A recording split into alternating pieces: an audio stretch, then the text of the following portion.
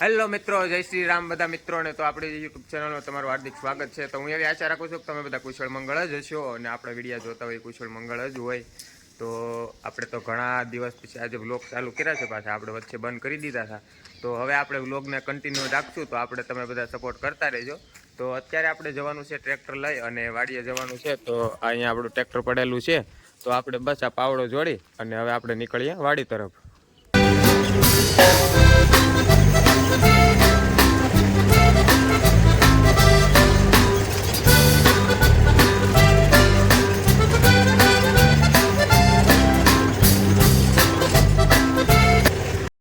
તો ફાઇનલી આપણે પાવડો અને ટ્રેક્ટરને અત્યારે અલગ કરી નાખ્યા છે, કારણ કે આપણે પાવડો કરવાનો હતો ત્યાં હાલી ગયો અને પાવડો હતો બીજાનો, આપણો હતો નહીં. તો અત્યારે મેં જ્યાંનો હતો એને ત્યાં મૂકી દીધો છે અને હવે ટ્રેક્ટર લઈ અને આપણે ઘરે જવાનું છે.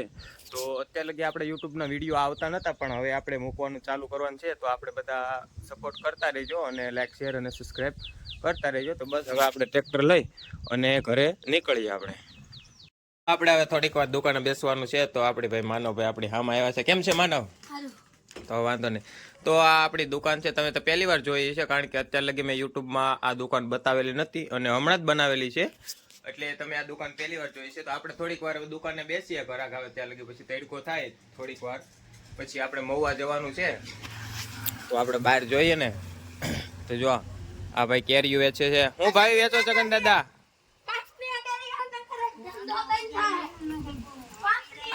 આ માનવ છે, માનવ છગન દાદા ને ખવડાવી દે. હાવ 5 રૂપિયાની કિલો કેરીયું માગે છે. અત્યારે એક માગે તોય નથી આપતા 5 રૂપિયાની. જો મારો એને મારો. હા માથે નાખીને વયો જો. મારે એને પાણો મારો, છૂટો મારો, આટી જાવે ને મારવાનો એને કાંઈ કરે એટલે કાંઈ નહીં. હાલો, આવું તો અમારે રોજનું છે સગન દાદાનું અમારું, કારણ કે એ અમારા મિત્ર તરીકે આમ મિત્ર જેવા છે. આમ થોડાક અમારથી મોટા પણ અમારી જેમ દોસ્તાર તરીકે નહીં, એટલે અમે એને મસ્તી કરીએ એટલે કઈ પ્રોબ્લેમ ન આવે. એમ સગન દાદા હારું ને? તો વાંધો નહીં. ચાલો, તો આપણે આપણે તો દુકાને બેઠા હતા, ત્યાં તો આપણે દુકાનની સામે આવ્યા ક્રિકેટ રમવા માટે નાના છોકરાઓ. તો જો ભાઈ આ અત્યારે સચિન તેંડુલકર રમે છે અને આમાં બુમરા બોલિંગ કરે છે. હાલે ભાઈ રેમેલ બોલ, રેમેલ સ્ટમ્પ તો પડી ગયું. હાલ હાલ હાલી હાલે. એલા ભાઈ, એ ભાઈ દોડી જા 2-3 રન દોડી જા. તો કાંઈ નહીં, હાલો આપણે હવે થોડીક વાર ક્રિકેટ રમીએ આવડા લોકોની હારે. તો આપણે દુકાન ખુલી છે, તો દુકાનની હારે આપણે પણ નૈવરાજ હોય, તો અહીંયા આપણાની હારે ક્રિકેટ રમીએ અને પછી આપણે થોડુંક કામ માટે જવાનું છે બહાર, તો પછી નીકળીએ આપણે. તો ચાલો, તો આપણે તો ભાઈઓ બહેનો અમારે બધા ક્રિકેટ રમે છે દુકાનની સામે. અમે રમી લોકો હારે. વિરાટ કોહલી બેટિંગ ઉપર આ ચોકો મારવાનો ટ્રાય પર ચોકો ન ગયો.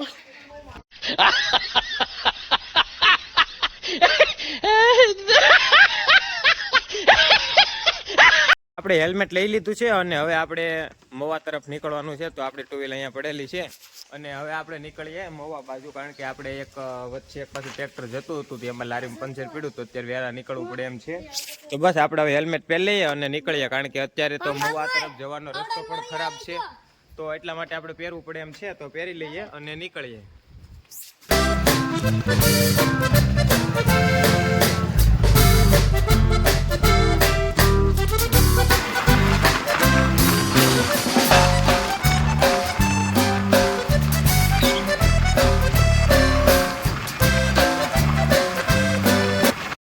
હવે હું તમને ટાયર બતાવું કેવું થયું. જો અમારા આ દાદા ટ્રેક્ટર લઈને જતા હતા ને, તો આ જો આ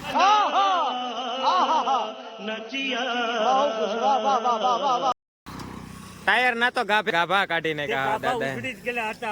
દાદાએ કઈ રેવા ન દીધું. આમ હાલો આપણે મહુવા જાવ. તો અમે આવીએ છીએ અત્યારે ટાયરની દુકાને, જેનું નામ છે શ્યામ ટાયર. તો અત્યારે ત્યાં અમારું ટાયર ખોલી અને મૂકેલું છે, કારણ કે ટાયરના 5 વર્ષ થયેલા છે ને, તો એમાં નંબર નથી મળતા. તો અત્યારે અંદરની ટ્યુબ કાઢી અને અંદરથી નંબર જોવે છે. તો ઓલે પણ નવા પડેલા છે ટાયર. તો બસ હવે તો હમણાં અત્યારે નવું લઈ અને આમાં ફિટ કરી અને પાછા જઈએ આપણે ત્યાં અને ટ્રેક્ટરના લારીમાં ફિટ કરી અને પાછું જવાનું છે મહુવા યાર્ડમાં. તો હવે નીકળ અને રિંગ બિંગ બધું તૂટી ગયું છે, તો અત્યારે આપણે જવાનું છે વેલ્ડિંગ કરાવવા. તો વેલ્ડિંગ કરી અને પછી આમાં કરવાનું છે નવું ટાયર ફિટ.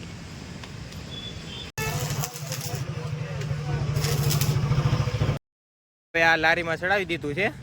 તો જો એટલા ઘઉં ભર્યા છે તો પછી આ લારી તો લોડિંગ મારે જ ને. તો બસ ચડાવી અને હવે અમારા મોટબાપુ નીકળી ગયા છે. આવજે માનવ. જો આ સાઈડનું ટાયર હું નાખેલું છે, ઓલી સાઈડનું ટાયર જૂનું છે. તો બસ મવા સામાન લેવા માટે તો હવે અમે નીકળીએ, હું અને જમીન છીએ. તો હવે ફાઇનલી આપણું ટ્રેક્ટર આવી ગયું છે ઘેરે અને બધો સામાન ઉતારી લીધો છે આમાંથી. જોઈજે આપણું આ ટાયર નબળું છે એટલે આ નવું નાખવાનું છે. એ હવે નેક્સ્ટ વાર વાત. તો હાલો આપણે હવે જવાનું છે અત્યારે વાડીએ અને ત્યાંથી આપણે ડુંગળી લઈ અને બહાર જવાનું છે ડાયરેક્ટ ફેક્ટરીમાં બતાવવા માટે.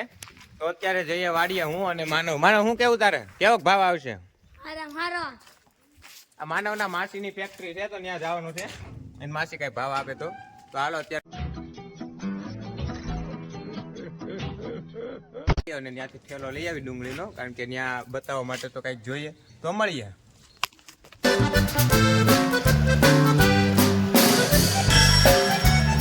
તો આપણે પહોંચી ગયા છીએ અત્યારે વાડીએ અને અહીંયાથી આપણે લેવાની છે ડુંગળી. તો જુઓ પેલી સાઈડ જે છે ને ત્યાં ઢેગલા છે ડુંગળીના અને આ આખા ખેતરમાં જે આ ડુંગળીના ઢેગલા પડેલા છે.